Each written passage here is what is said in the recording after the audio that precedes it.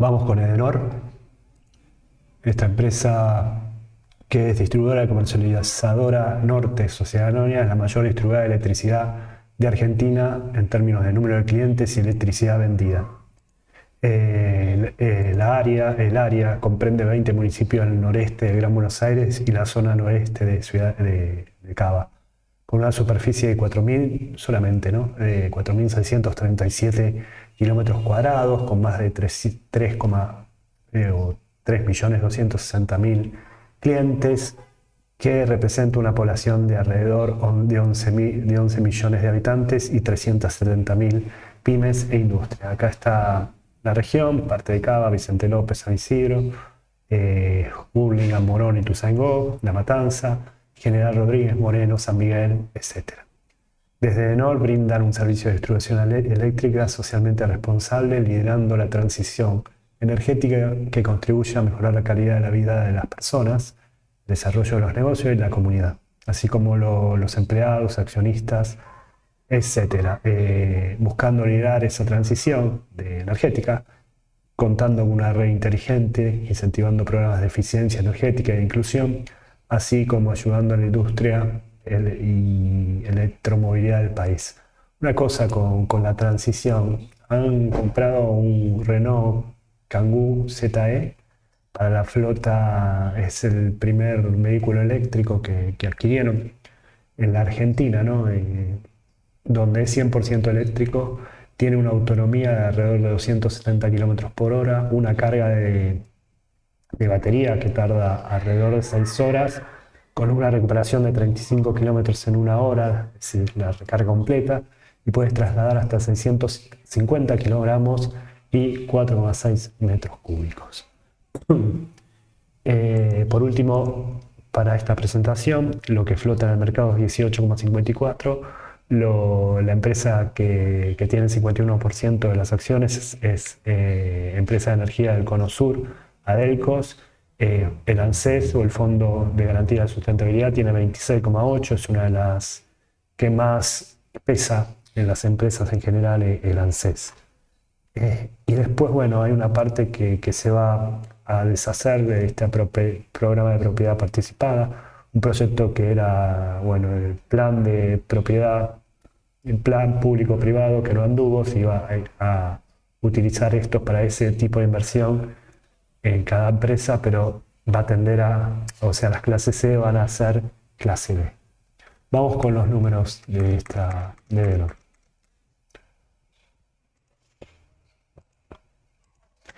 Comienza el ejercicio 2023 con un déficit de 9.962 millones. El resultado negativo del inicio del 2022 fue un negativo, justamente redundante, de 5.727 millones. Esta brecha negativa se da por brecha de compras de energía de 14.000. Después vemos, además de los resultados netos, está incluido un déficit de 4.088 millones por cargo de impuestos a las ganancias. Ahora vemos el detalle.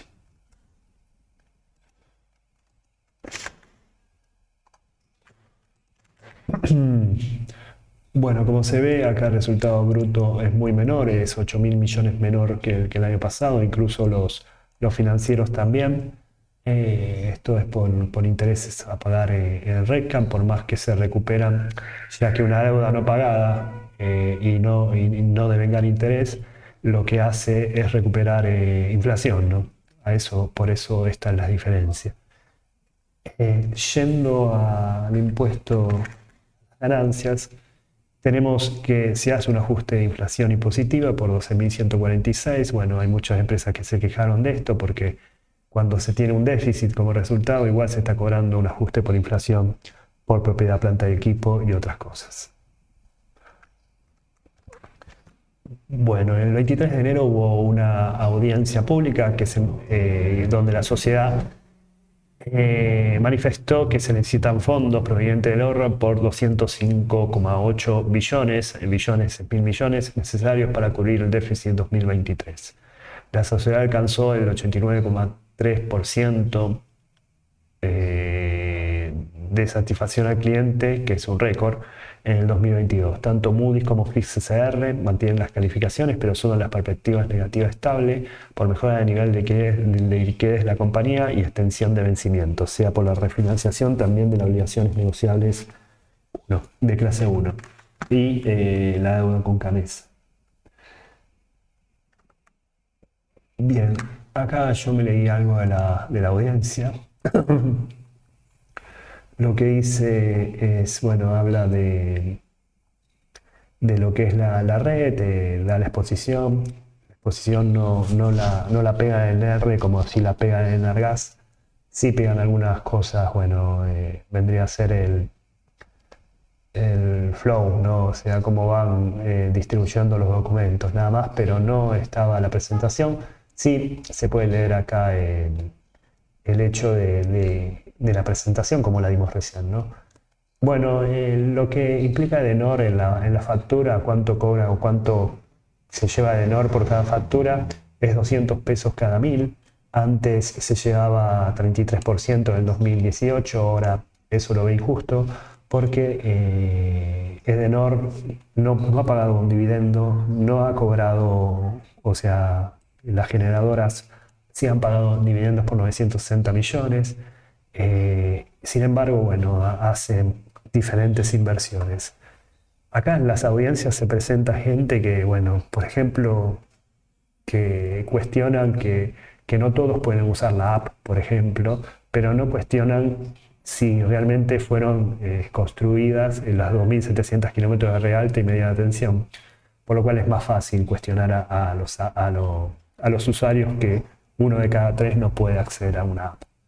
Después, bueno, hablan del SAIDI, o es decir, de los incidentes, sea por hora o por frecuencia, incidentes cortes vendrían a ser, y la comparación de cuánto aumentó Edenor en los últimos 4 o 5 años con respecto a todo lo demás, ¿no? A combustible, energía y todo eso. La cuestión es que al final dice que por este requerimiento los fondos que se han realizado al R consiste en un total de 205.700 millones de pesos necesarios para cubrir el déficit que viene acumulando al 2023. En fin, sí quedaron en algo, que es el aumento de tarifas, tanto en abril como en junio. Bueno, esta es la satisfacción al cliente, está en un nivel récord, es mayor que el gas, que el teléfono celular, que el agua, que el teléfono común, que el cable, que internet. Claro, da un 89,3% contra un 69% en el Valle, que fueron en el 2016. Concordamos que los mecanismos para dar encuesta de satisfacción al cliente van cambiando con el tiempo, así que no es tan coherente comparar las encuestas de ahora, por ejemplo, contra las del 2014, para decir de alguna forma.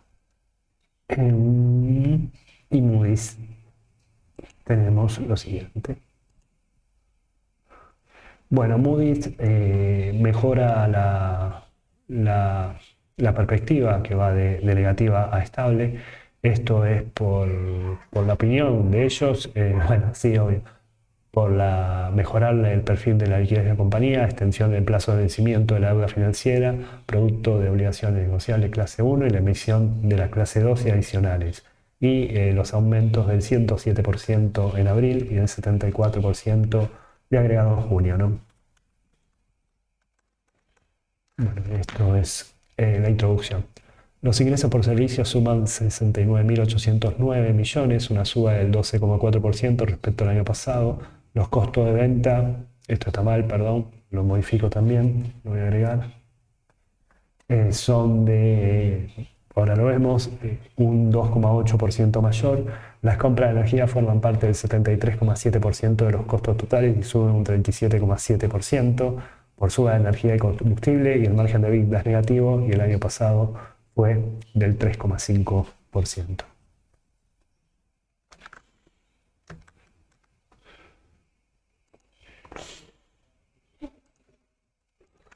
Bueno, yendo a la presentación, acá vemos el margen bruto, como desciende de a 5.908 millones, volviendo a lo que eran los costos que no lo di.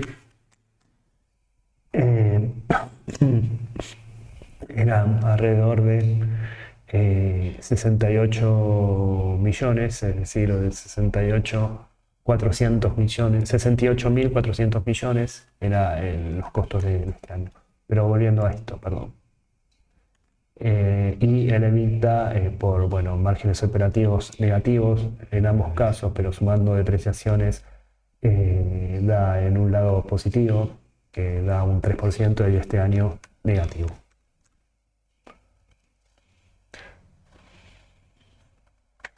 Por segmento se tiene el siguiente desagregado: el uso residencial de alumbrado público del 60% de la facturación, sube un 19,8%. Grandes demandas, que es un 25,3% de la facturación, sube un 1,2%. La demanda mediana, que es pyme y todo eso, industria pequeña, sube 13,1%. Asentamiento y peaje bajan 5,6%.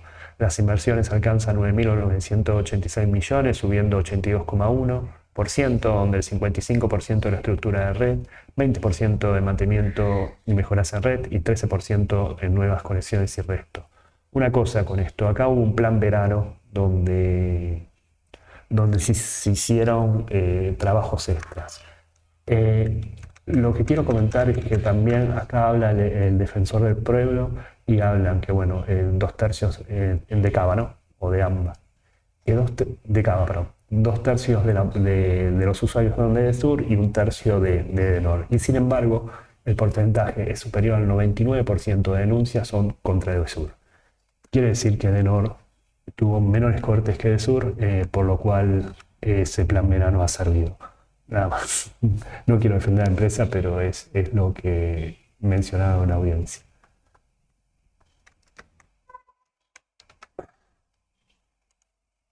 Y lo hizo el defensor del pueblo, excepto que esté entongado con Edenor, ¿no? Bien, sube bastante lo que es la facturación de venta de energía en residencial, 7.000 millones. Grande demanda se mantiene más o menos, sube 800 millones en pequeña demanda y baja un poquito en asentamientos. El despacho de energía total es 6.488 gigabytes.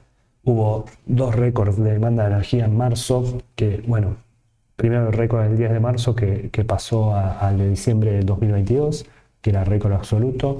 El 13 de marzo, con otro día de mucho calor, sobrepasó al 10 de marzo, es decir, hoy se cuenta con récord de energía el 13 de marzo de este año, por lo cual el despacho fue mayor en el trimestre de 6.488 GB y sube 6% anual. Se desglosa con una suba de residenciales del 33%, sistema de peaje 7,7%, industriales suben 6,3%. Aumentaron los clientes totales en un 1% por mayor tendido, instalación de 565 medidores nuevos. Los indicadores de incidencia, SAIDI y SAIFI, fueron 8,5 horas o cada 8,5 horas promedio de corte y 3,6 cortes por cliente por año, mejorando el SAIDI nada más, es decir, la frecuencia de horas, y el SAIFI se mantiene a niveles del año pasado. La tasa anual de pérdida de energía sube 13,8%, el año pasado era 16%, 16% por menor efectividad en las inspecciones. Acá, como se ve, en las pérdidas de energía hay alrededor de 350 GB de pérdida de energía más, es decir, compra energía, así como se compra, se vende, pero hay pérdidas por el camino, ¿no?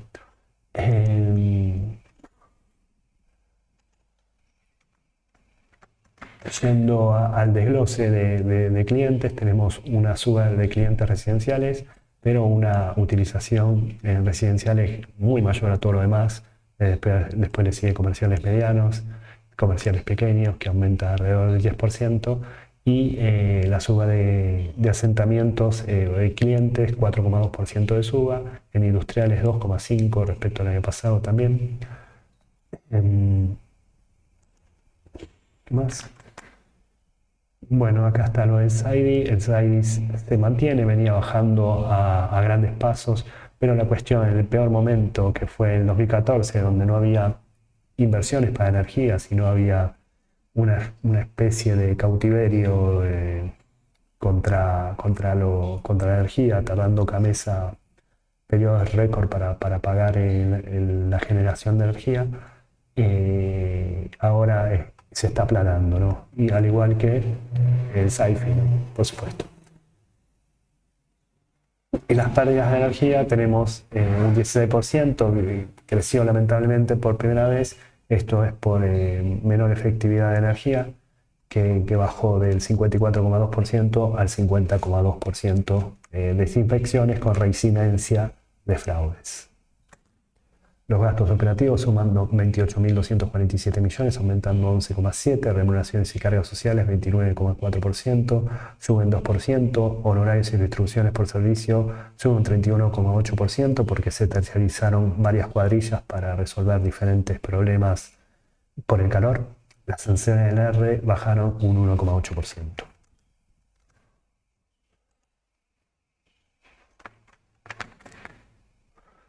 Bueno, sube remuneraciones y cargas sociales alrededor de 200 millones, sube honorarios y retribuciones por servicio alrededor de 1.800 millones y lo del red se mantiene.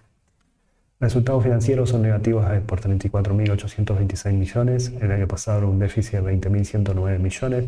Esto es por mayores pagos de intereses derivados por deudas con cabeza. El REPCAM, como dijimos, deudas que no se pagan, deudas que se licúan por la inflación, da un positivo de 40.488 millones, 68,3% mayor al año pasado.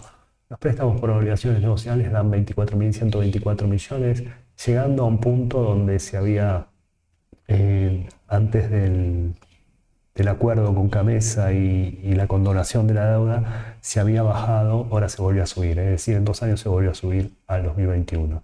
Esta suba es de 36,4%, se ha emitido una nueva obligación negociable clase 2 por eso de la suba. La deuda con Gamesa llega a 190.500 millones, subiendo un 9,7%. La posición en moneda extranjera es un déficit de 7.244 millones, al primer trimestre era 263 millones. Esto por mayores préstamos y la emisión que dijimos por 30 millones de dólares. Al flujo de fondos de 7.067 millones. Esto es un 36,6% menor que el año pasado y como vemos es menos de un tercio que los préstamos. Ni hablar que la deuda con cabeza. Bueno, los resultados financieros, intereses comerciales, hay 20.000 millones de diferencia negativos. REPCAM tenemos una diferencia a favor de alrededor de 16 millones de pesos por atrasos.